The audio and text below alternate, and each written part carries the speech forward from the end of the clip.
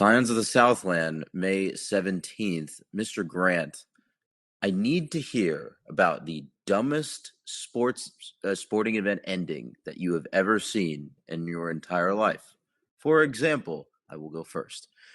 Liverpool won this weekend over West Bromwich Albion by scoring a goal on a set piece with their goalkeeper on the second to last kick of the game.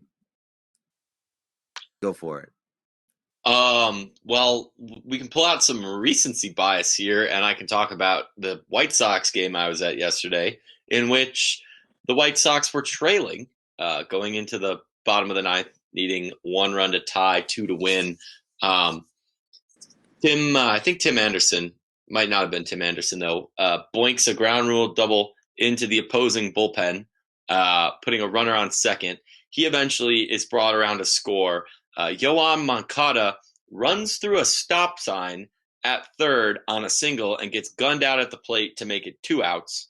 And then Jose Abreu winds up on third, in which case Wade Davis spiked a pitch in front of the mound and it got away from the catcher. The catcher did not toss it to Wade Davis, who was covering the plate, and Jose Abreu was able to get his arm into the plate and avoid the tag very deftly, no matter what Mike Matheny says. Mike Matheny is wrong. I've seen this from all the angles. But I think the dumber part is, obviously, this play went to replay, and so it immediately takes all the wind out of the sails. And then, yes, they confirm the call stands on the field, but, that's not the same as, hey, the reigning AL MVP just stole home plate to end the game. So, yeah, a lot of shenanigans at the end of that one yesterday. Obviously, there's probably dumber things, but off the top of my head, that was a pretty inside baseball ending to that game. So what you're saying is VAR ruins everything. That's what I'm hearing. Honestly, yesterday might have turned me into one of those crazy people who think that the game is better without any replay. I don't know if I'm fully on that train, but your take is still baking in the oven, is what you're saying. Yeah, I don't have any logic to support it, but at this point, I kind of like the take. I'm exploring the emotions that come with it. Speaking of stupid sports endings, currently, as we record this on Monday, like I said, May 17th, the NCAA Women's Soccer Championship is on my TV, and that just went to penalty kicks. So we might be doing a little more live sports coverage later on tonight. But as a podcast, who do we want to win? Santa Clara, kinda. Yeah, that's fair. No ACC. For context, it's Santa Clara versus Florida State. Florida State has won a championship recently. They have a couple of U.S. women's national team prospects, and they have had recently. Santa Clara has U.S. national team history. Brandy Chastain, Allie Wagner, Danielle Slayton. I think I'm missing one more, but they haven't won a championship since 2001, I think. So give it to the non-Knowles. It's you don't want to talk about the Knowles? No, I'd rather not talk about the Knowles. In fact, I'm upset that we're doing this much talking about the Knowles. Just kidding, but also not really. Okay, let's move on. We have other sports to talk about, many of them Georgia Tech related. Let's start with club lacrosse, which was at the MCLA tournament this past weekend, or at least at some point during our unexpected 2-week hiatus. So let's talk. They beat UVU, which I assume is Utah Valley University. I'm a bad podcaster for not looking at it. But they did lose to BYU, which I know is Brigham Young University, in the semifinals. How do you want to start dissecting this? Well, first I want to say it's a good thing that you got BYU right, because otherwise you'd have some very angry people in your emails, a la Gary Barta. You mean Gary Farta? Yeah, thanks to our illustrious. How do we describe podcast friend, online friend? Sure, online friend. If you don't subscribe to Extra Points, go read about Gary Barta and the angry Gary Farta. Yes. And we hope your Thanksgivings are what you deserve or whatnot. Um, anyways, Club Lax, Utah Valley was a good win. Gonna be honest, I just followed on Twitter because I do not have the wherewithal to pay a bunch of money to watch a live stream of a Club Lax game in the middle of the day. BYU win, less so. That was pretty tight. Generally, it was a 2-goal deficit for most of the game. I want to say, obviously, there was some flux in that. I believe the final score was a little more than that. But BYU's a solid program. I feel like we always, if not run into them, are hearing about them at the end of each year as it goes to tournament time. So not really a lot of shame in losing to them, but you're one game from a championship. You want to make it there, and it's sad not to do that, but they'll be back next year. They're always back. Yep. They're always back. I don't know where they keep finding these kids and how they get them all into Tech, or maybe Tech is just a maven for nerdy lax bros. I don't know, but if you have any insight, let us know. We would love to know how all these kids kind of wind up here. I guess this is weird that I'm the person asking this, considering you're the club sports person. This is knowledge you are supposed to have. But like with swim club, we don't recruit anybody; they just kind of show up. My understanding is that Club Lax does do a spot of recruiting. I don't think they can promise scholarships, but they do recruit and do camps and all that fun stuff. They definitely have a scholarship network. I can say this now as the chairperson of the swim club alumni board. That's new news. Akshay's just learning, but no, we have other new news. We'll talk about it. I know for a fact that Lax does have some sort of scholarshiping involved, but there's no way a club team has the kind of pull to get a kid into Georgia Tech. Well, here's the thing. I don't think it's a get into Georgia Tech deal. I think that's more of obviously that's sort of the waiver system that we're familiar with from the D1 sports, right? When it comes to grades and all that fun stuff. I think for lacrosse, it's more of you have an abundance of talent, like a stupid amount of lacrosse talent that's developed over the last 20 years in the North Fulton and North Georgia and North Central Georgia area. Division One hasn't grown to keep up with it, especially in this part of the country too.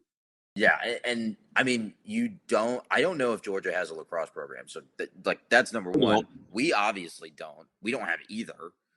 So it's just clubs for both of our programs. In the state of Georgia, your pickings are kind of slim.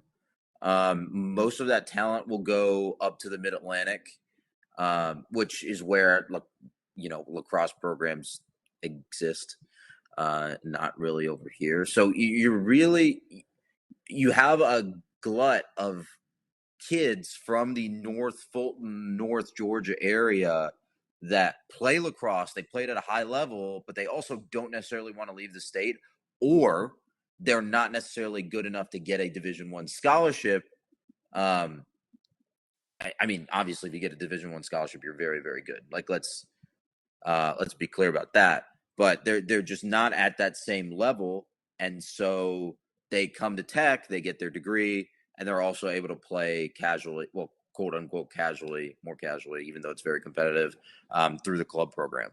Mm-hmm. All right, I did some digging. There are 10. You were digging while you let me talk. Yes, there are 10 conferences in Division I that sponsor men's lacrosse. There are some obvious ones. ACC, which I believe all 5 of them qualified for the tournament this year. So go ACC. Big East, Big Ten, which Johns Hopkins plays Big Ten lacrosse. Go figure. Johns Hopkins, big lacrosse school. Yes, big lacrosse school. You could argue that they almost invented the sport the way that they are known for their lacrosse program. I believe Shackelford Stanwyck, the greatest sports name of all time, played varsity lacrosse at Johns Hopkins, but maybe he was Syracuse. Is this a reference to esoteric Chicago city sports? No, it's just some guy with a ridiculously great name. What was I going to say? Obviously, Ivy League, Patriot League. What is the one Southern-based D1 conference that sponsors men's lacrosse? Do you know? Well, you already named the ACC, so it's not the Well, ACC. I we think don't it's really count. CUSA. Wait, does Cuse count? And do they have it? No, Cuse doesn't have it. Keep guessing. Sunbelt? Nope. Is it the Southern? It is the SoCon. Woof. Yeah. So yes, no, SEC lacrosse is very much not a thing. Off the top of my head, just from scrolling through this list, I don't believe any SEC schools sponsor it. Even looking Big East, not America East, and then the ACC. You got Duke, North Carolina, Virginia, Notre Dame, and Syracuse. So nothing this side of Chapel Hill. So that is what you call a big oof.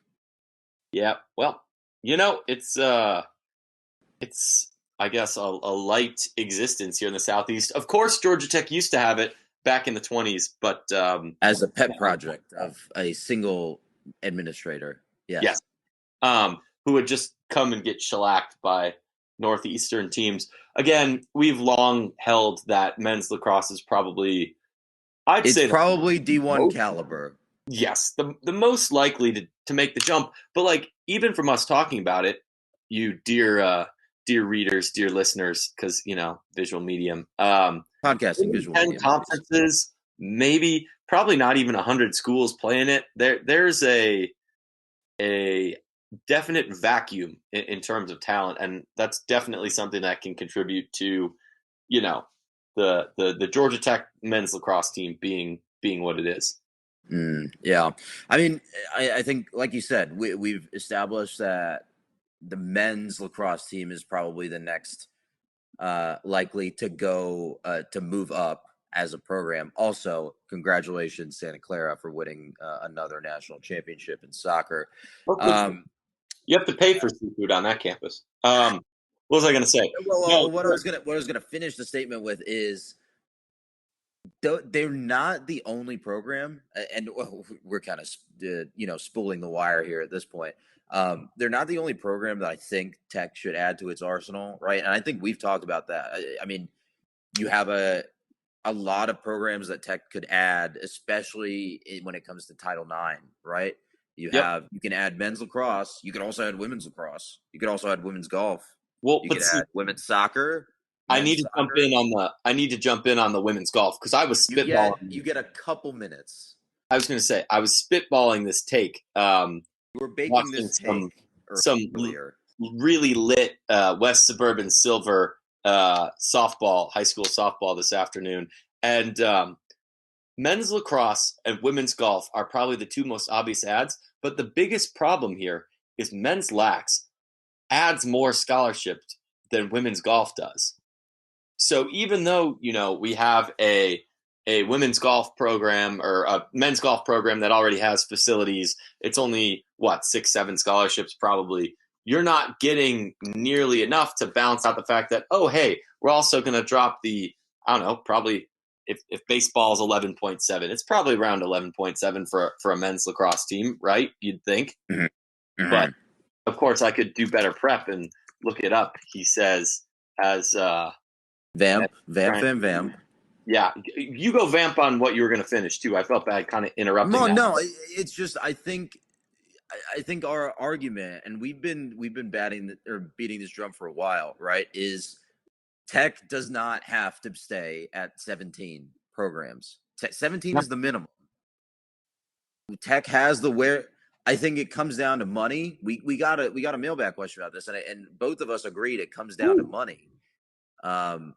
But at the same time, it's not unreachable, right? I think you can find big money donors for Georgia Tech lacrosse in the North Fulton, North Georgia area. I'm saying North Fulton because that's what I know, at least from experience. I think the biggest problem with that is land. Like, yes, money is obviously a factor, but where are you going to put a lacrosse, a soccer facility? Because obviously we gamed this out. We spent 3.5 years on that campus gaming this out. It's that lot on West Campus next to Tech Parkway that is currently a parking lot. Just raise it and put a stadium there. Yeah, There's a bunch of parking nearby. There's food places right across the street. It's easy. I have an update, by the way. Okay. Um, NCAA lacrosse men's 12.6, so more than baseball. Men's golf, for the record, is 4.5. Women's golf, 6 scholarships. You can afford 6 scholarships at minimum. Just I think 12 is where you have to start like making sure that you have big money donors, but I think you can find room in the budget for 6. well, especially with already having the golf facility built. Yes, you don't have to build you might have to build them a new locker room, but I don't even think the men's golf has a locker room on campus. I think it's They all have a in Noonan. facility to the right of the Bobby Dodd Tunnel. There's like a The old doorbell and tunnel, yes. everything. Little sign that says home of Georgia Tech Golf. Yeah. I know what you're talking about now. Yeah. Okay, we've spun this wool. I don't know where I'm going with this metaphor a little too long. Let's move on to talk about one bit of basketball news. Chris Bosh was elected to the Basketball Hall of Fame. Congrats to him. Still no word on when he's returning to finish his degree. That man has his nest egg. He may not need it. But if it's good enough for Calvin or Mark Teixeira or I don't know, name another Garcia Parra, probably. Sure, yeah.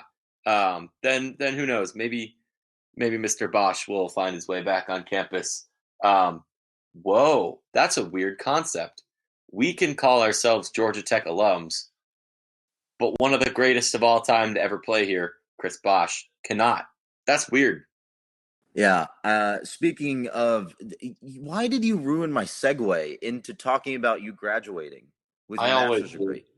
I always do. Awful. Awful. So we do have another new Georgia Tech graduate joining us today. It just happens to be his second degree. Congrats. Thank you.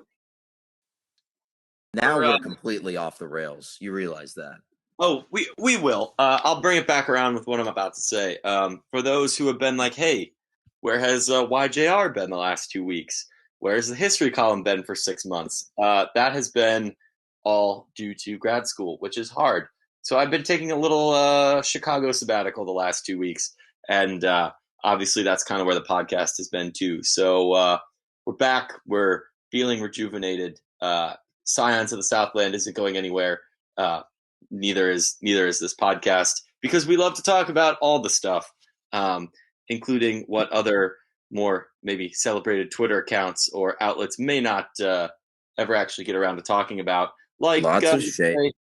Track, which is there it is. There you go. You had to believe it would get there, Akshay. You had to believe. Go for it. Go for it. You're on it this time. So, fellow double jacket Georgia Tech grad Bria Matthews led the way at the ACC Outdoor Championships this past weekend.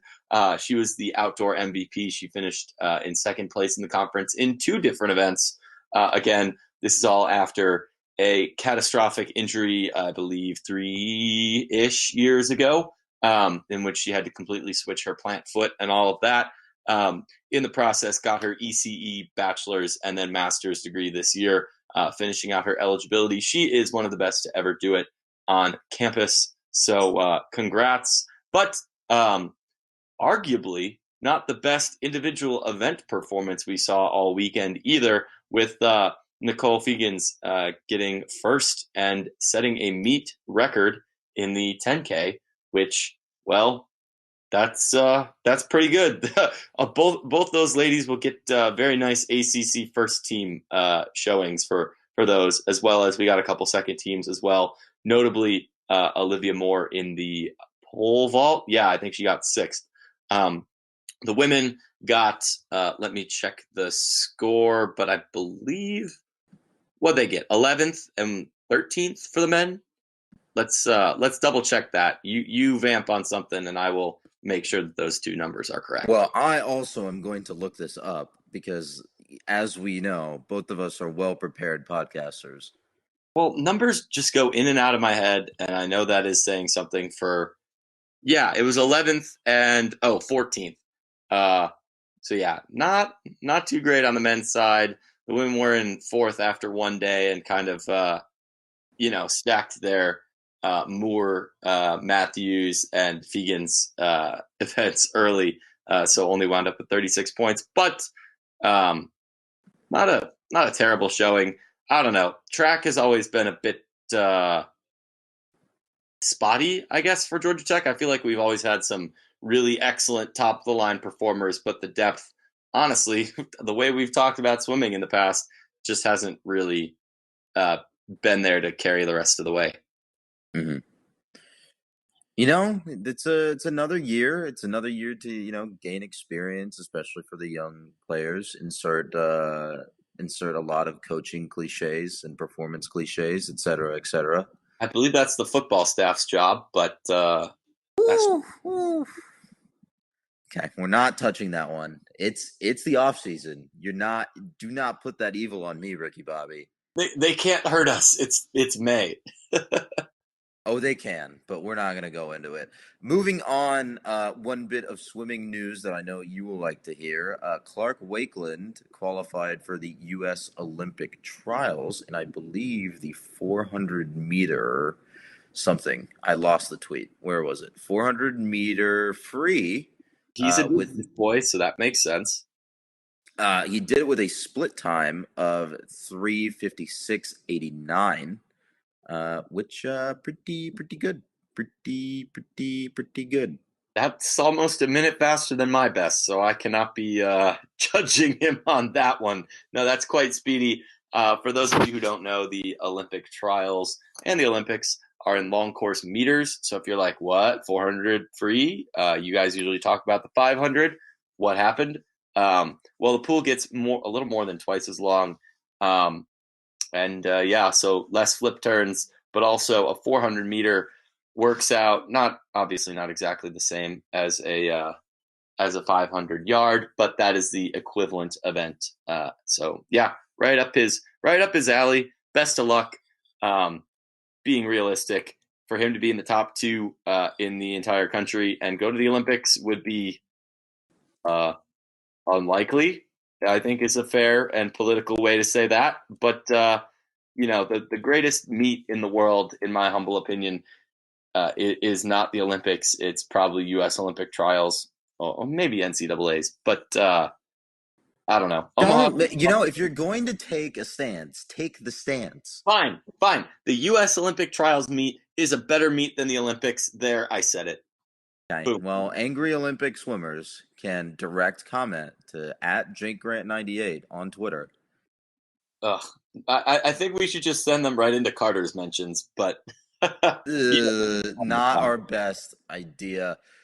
Speaking of other interesting NCAA events, like you mentioned, the men's and women's tennis teams were at the NCAA team championships this past weekend. The weekend before, they were both in regional action. The women's team was seeded 13th, so that means they hosted a regional here in Atlanta. They won that regional. And then headed to, I think the bubble for them was in Orlando, where they ended up getting swept by number 6 UCLA.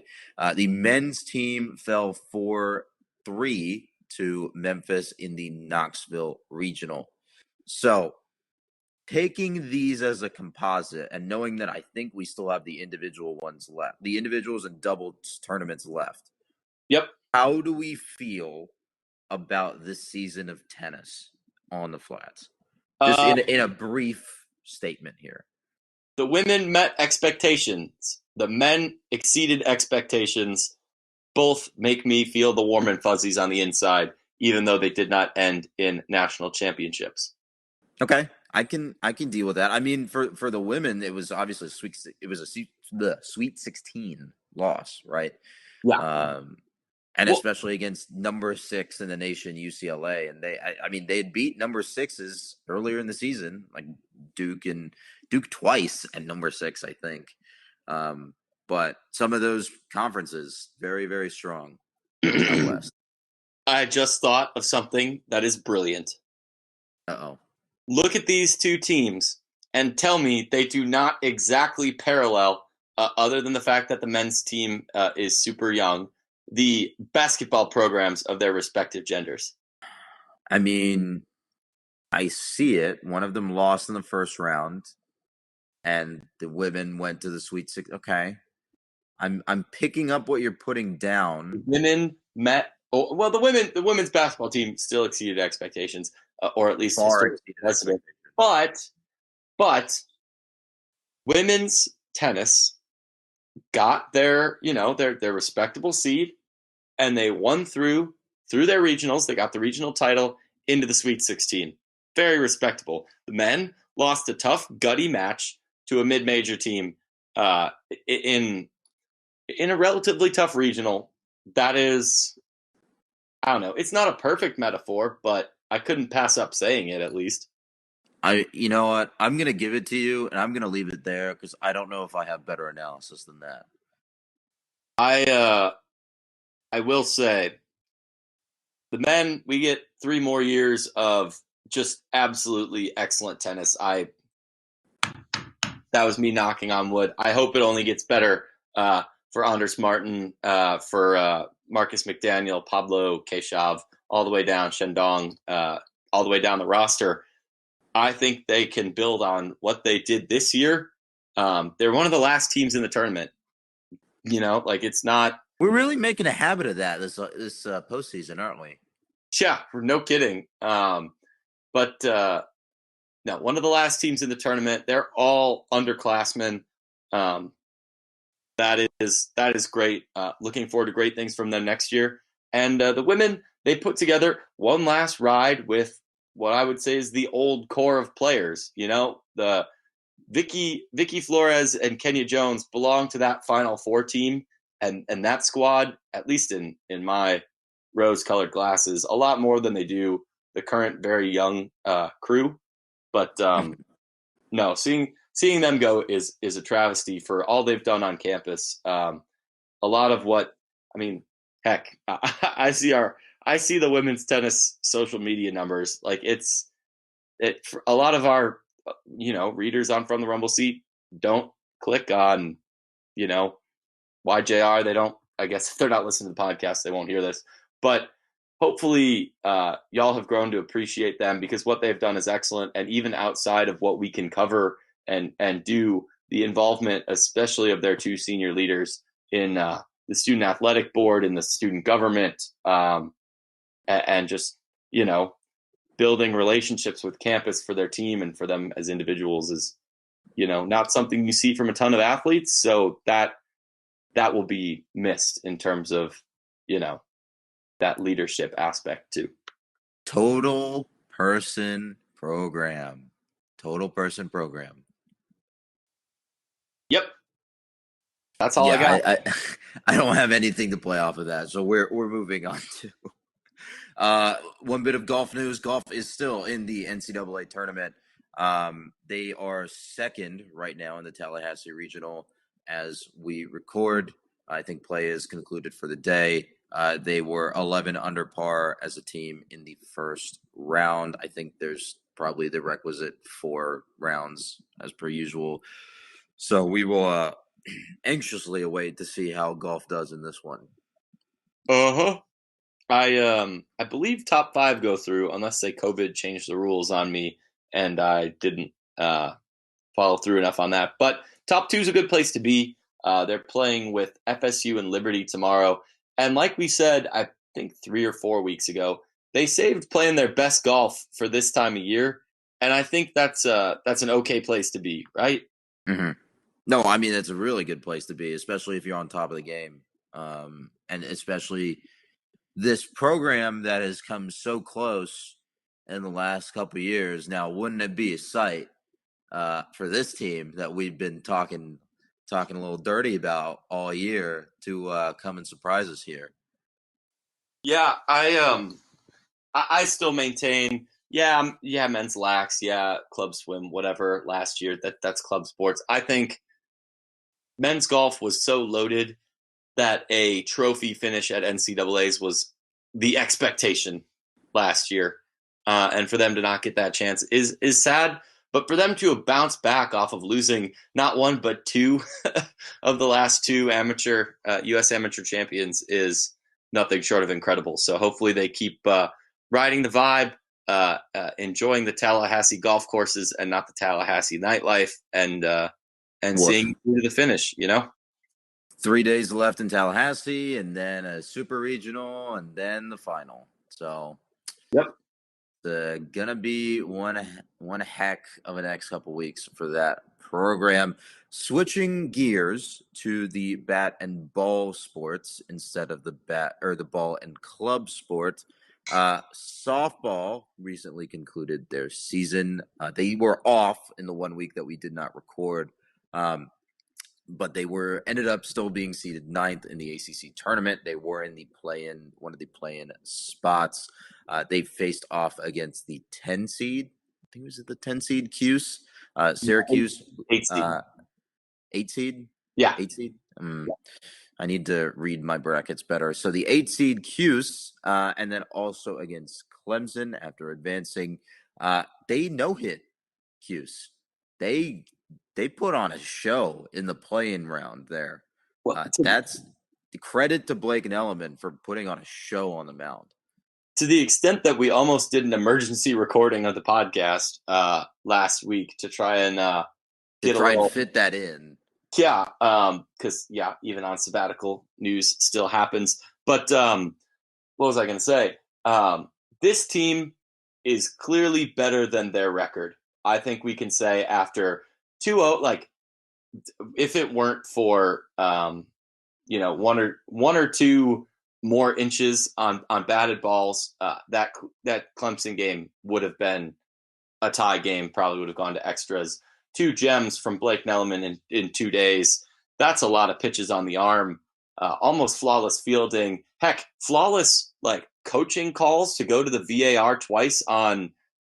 Oh my God, he called it VAR instead of instant replay. Obviously, the Mallory Black play, well, for those of you who didn't watch, the first one wound up with a Clemson player spiking our starting third baseman in the hand as she tried to dive back into third. Or second, didn't really have a great angle on the base, so I think she was probably out. But on the very next play, Emma Koff was sliding into third, was called out on the play, which would have been the third out of the inning. Eileen Morales, coach, was standing immediately above it. She knew it was safe. Great call to use the experimental rules. Here's where I go back on what I said to open the podcast and say that replay is also important in getting critical calls like this in close games right. I firmly believe that this call was the right one, even if there was gray area in the Mallory Black one. This was clearly the right call. But the point is, where I was going to say and justify that they were better than their record, Georgia Tech softball missed 2 series in the middle of the season. Oh yeah, this is the point that I was going to make. Do you remember what those were? One of them was Cuse. Well, do you know what the other one was? VT? UNC. No. UNC. It was North Carolina. Do you know what place North Carolina finished in the conference? Probably in the 8th spot. No, you said Cuse was in the 8th spot. Yeah. Try the other seed that you thought Cuse was. The 10 spot. Yeah, they did. And Georgia Tech also did not play number last. Number last. Incredible math. Number last, Boston College.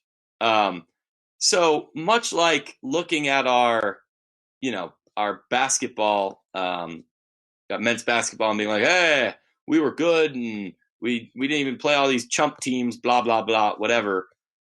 Georgia Tech played some quite heavy hitters, and you saw them struggle a lot during the middle of the season. Well, Virginia Tech, tournament team. Louisville, 6th seed in the conference, didn't play Syracuse. Swept Virginia, who was they were the real number last, but you get the point. Notre Dame went 1-3. Notre Dame's in the tournament. NC State solid team, right around where we saw, but their lineup is just incredible. And then close games against Florida State and Clemson.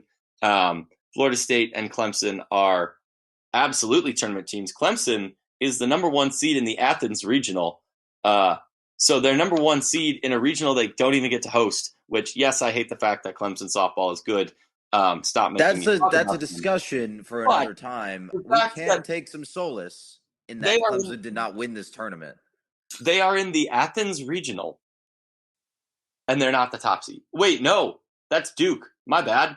My apologies. Duke is a national seed in the Athens regional. Anyways, you get the point. Granted, during the year we didn't play Duke either, but to miss 4 games against Syracuse, a team that we clearly played very well against, 4 games against North Carolina that we probably would have matched up very well against given our pitching and our hitting, and them missing their number one pitcher most of the year, and then not even playing dear old Boston College.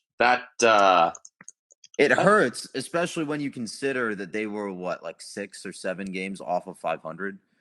Yeah, I think this is a 500 team. If we play those two series, It's possible. It's certainly possible. or maybe not. I was thinking no, because they were 4 game series. They could have gone like a 7-1 and been right in the ballpark of 500, which obviously reads a lot different than finishing 6 games under 500. Yeah, I don't think it's so. I think one of the important parts to say here is I don't think that would have gotten them into the NCAA tournament No, not at by all. any means. I think their RPI is still too low, but it would have at least, we would have been able to have a conversation about, does this season count as growth, right? Yep. Has this program shown growth even in a COVID affected year compared to 2019, honestly? And even in 2019, they've kept most of the pieces. They kept most of the pieces from that 2019 team, that last full season together, right? So you would be able to sort of have that conversation. And it is kind of unfortunate that you sort of look at the record and that kind of eliminates the idea or that discussion point, right? Yeah, and you also have to think this is a team that got, well, either was shaky or had an error, whatever. Also, just at least a little bit unlucky, right? You're like 3 pitches away from winning 3 more games. You're a few feet away from beating Clemson in the ACC tournament, sure, but winning one of those FSU games, winning one of those Clemson games.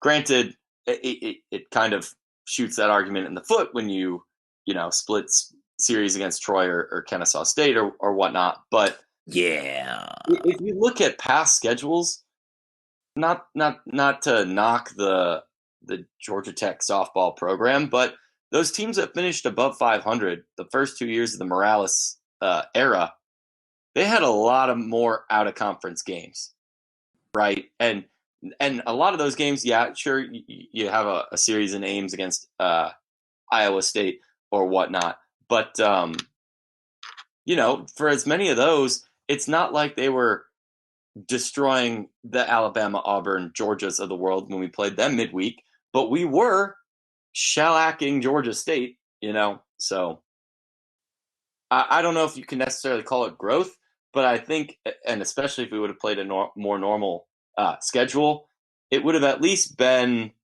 steady, I think, because, a month and a half ago, we were probably like, oh my goodness, the sky is falling on this program, Mm-hmm. I don't know. I think we need to take some time and to really dig deep into maybe even some of the analytics here at play if we can find them, because I just want to understand what are some key metrics, and this is going to sound super businessy, but what are the key metrics behind their performance this year compared to 2019, right? Yeah. I think it's easy to just point the finger at pitching, and I think we've done that a lot, but it's not necessarily it's not necessarily the whole picture. It's just the most obvious shade of paint For here. as good of a solid of a lineup as we had, we also stranded a lot of runners too. Like The that. Tech tradition to leave runners on base, and we'll get to It's that. more than we can dive into or do justice diving into, I think, in the time we have for this podcast. But this is the first program, at least to me, that comes to mind when I say one of the things we can do this summer, whether it's, serialize history, whether it's look at our program, other programs, do bits that we shamelessly are inspired by other podcasts to do, etc. Deconstructing softball, I think, with the amount of pitches they see, the amount of at-bats they get, we could probably do a deep dive into this. I wouldn't even, yes, I would Time know to run where. the analytics, Jake. Time to put them together ourselves and watch like 30, 40 games of softball back again. I mean, sure. Only if you let me do it in Excel, Oh boy, we'll have a discussion about that off air. I refuse to let you do anything programming related on Excel. Moving on, other things that probably should not be done if you want success. Baseball went 1-2 in Miami. They are somehow still first in the Coastal. I'm very confused by this personally. They still have not officially secured a spot in the ACC tournament. I'm What? not entirely sure how that works. Yes, they have, my guy. Oh, They they have? secured it a couple weeks ago. Really? I did not. Yeah, They didn't get a special tweet from the ACC baseball account, so clearly it's not official. because we're not Duke and NC State, who are like the dregs at the end. With Duke being completely eliminated from the Coastal race, the only school, by the way, that is completely eliminated from at least a share of the Coastal is Duke, and they're locked in. So we have to be in. We can't not be in if they're locked in. Sure hope so. Speaking of Worse things than that them. were They only not have locked 10 in, wins. you're ruining my segue. You're ruining my All right, segue by go ahead. talking over me. Speaking of things that were not locked in, the Georgia Tech bullpen for most of the series. It fell apart of the seams on the Sunday, didn't it?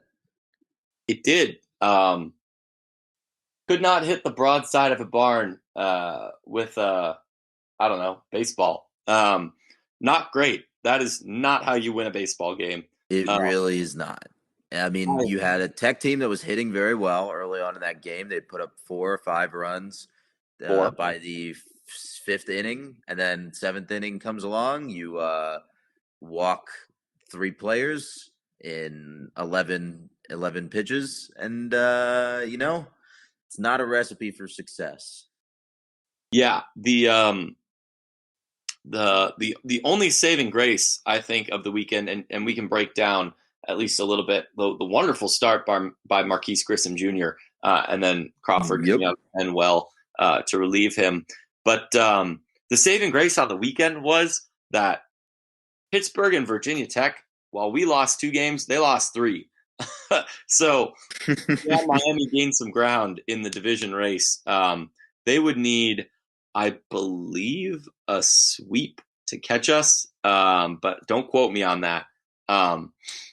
Don't invoke the wrath of the sporting gods. I've already had enough of that with the Braves starting and best pitcher punching something in the dugout and breaking his hand today. That's very Carlos Zambrano of him. But yeah, no, Georgia Tech with Pittsburgh and Virginia Tech sliding had a great opportunity for to basically put the Coastal away, but we did not. How much do we want to break down this inning? Because I feel like I really don't want to revisit it. I honestly don't. It was 3.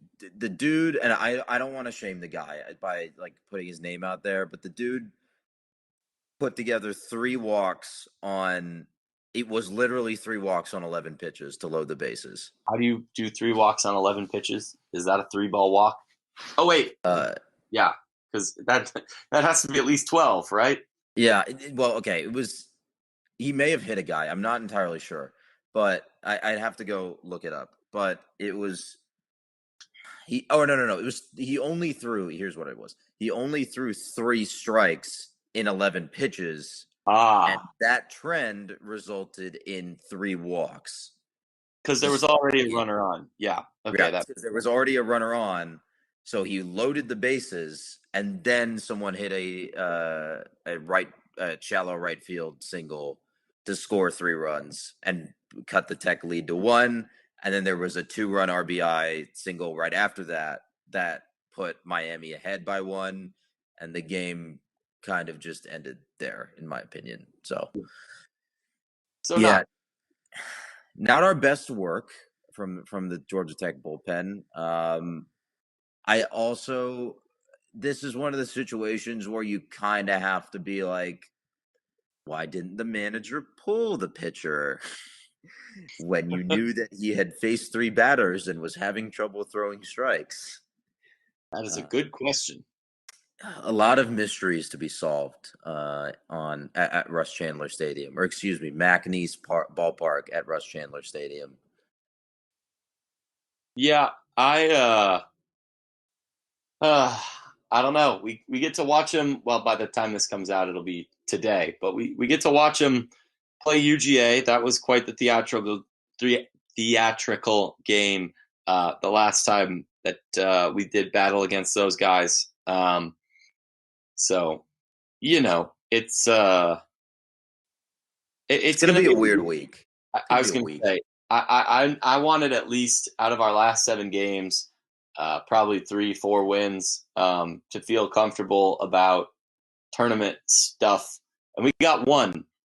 So we're leaving a couple in the chamber here. We need to put together some wins, at least in my humble opinion. Beating UGA would be good. Taking the series against UNC would be good. I have put together in Excel, mind you, our odds for this weekend. Obviously, it's a little bit slapdash because all I do is weight conference results in here. But according to previous conference results, we have a 15% chance of a sweep, 40% chance of winning 2, 35 of winning 1, and 11 of getting swept. So I think winning 2 obviously would be the ideal result against UNC. It's also the most likely result. So winning 2 would also, for our coastal race chances, since we were talking about that, that would leave us with a .583 win percentage. Pittsburgh cannot catch that. Virginia Tech cannot catch that. Neither can Miami, North Carolina, Virginia. You're really doing the sell job where we blow it. You know that, right? I know. I'm just saying we don't need a sweep. We just need 2, and even 1 wouldn't sink those chances either, depending on what everyone else is doing. Actually, only 1 win would never mind. Only 1 win would tie us with UNC for the division title. So, and obviously that's you're really invoking the wrath here. That's independent of what Miami and Pitt can do too. If Miami and Pitt both sweep, then we're screwed. But so please win 2, Georgia Tech. That would be very nice and make our lives a lot better as we roll into tournament time. It's also worth noting that Kendall Rogers, I believe on Twitter, was talking about Tech being a top 16 team and not even being able to host their own regional, a la Duke in Athens for softball as recently as last Friday. But I don't know I watched this team and I do not see it. I'm sorry, like this is sacrilege, but I do not see it top 16 team. Well, I was going to say I just don't see how that's possible anymore after blowing the series. Everybody loses a game, in a series. 2 out of 3 ain't bad. 2 out of 3 gets you to the playoffs if you do that every week for a whole year, right? But you needed to win Sunday for that to even still remotely be you needed to win or at least lose not in the fashion that you did. I don't even think that's true. I think they needed the win. But hey, maybe they'll win 4. Maybe they'll sweep through the ACC tournament. There's a lot of baseball still to be played before we even start worrying about selection shows. So, fair enough. Speaking of baseball, I hear you have a baseball-related topic to, round us out here. I do, and that is noting that I've now been to 3 MLB parks this season, which is just a refreshing return to form for yours truly. In the last 8 days, I've been to both Wrigley Field and Comiskey Park, and have had Chicago-style hot dogs at both. And I think I can say that the North Side does it better, even with my bias. But the prices and beer selection at Comiskey are much better. So if you're planning a trip to Chicago, best ballparks to get hot dogs, obviously, are both in Chicago. Best to get a brat is Milwaukee. But while you're there, if you're looking for a hot dog, some Ivy, and the best ambiance, that's Wrigley. But you're going to pay a lot more. And if you want to see some, at this point, better baseball, go to the South Side because, Atlanta's not cutting it for me right now. And quite frankly, not cutting it for anyone right now. The Cubs just make me sad. So, the South Side seems like the place to catch a game. Also, you keep calling it Comiskey. It's called Guaranteed Rate Field. Thank you. I refuse to respect that. I'm not even a Sox fan, and I'll never say that. You could call it U.S. Cellular. I can see the Sears Tower from my house. That's Ooh. Ooh. Actually, it makes me sad that you'll never know the delight of having a Chicago-style hot dog. The way that you fantasize about those, maybe I'm better off not having one. I think we'll have to leave at this point. Yeah. We're done. We'll see you next week. We will hopefully have some more fun things to talk about.